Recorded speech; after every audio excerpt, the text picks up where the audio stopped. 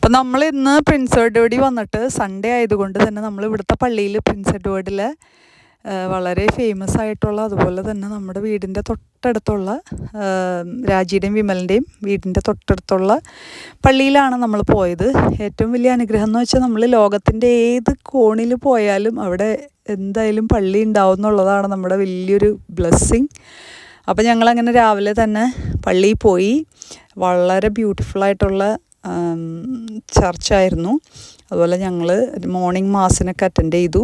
അത് കഴിഞ്ഞിട്ട് അവിടുത്തെ ബ്യൂട്ടിഫുൾ സോങ്സൊക്കെ ഞങ്ങൾ ഭയങ്കരമായിട്ട് ആസ്വദിച്ചു. അപ്പോൾ ഈ പള്ളിയുടെ പേര് ഹോളി റെഡീമർ കാത്തലിക് ചർച്ച് എന്നാണ്. അപ്പോൾ ഞങ്ങൾ കഴിഞ്ഞ വർഷം വന്നപ്പോഴും ഈ പള്ളിയിൽ തന്നെയായിരുന്നു വന്നിരുന്നത്. അപ്പോൾ ഈ വർഷം പിന്നെയും ദൈവത്തിൻ്റെ അനുഗ്രഹത്താൽ നമുക്ക് ഈ പള്ളിയിൽ വരാനും പ്രാർത്ഥിക്കാനും കുർബാന കൂടാനൊക്കെ സാധിച്ചതിൽ ദൈവത്തിന് നന്ദി പറയുന്നു. അപ്പോൾ thank you for watching. Keep on watching grace A small world.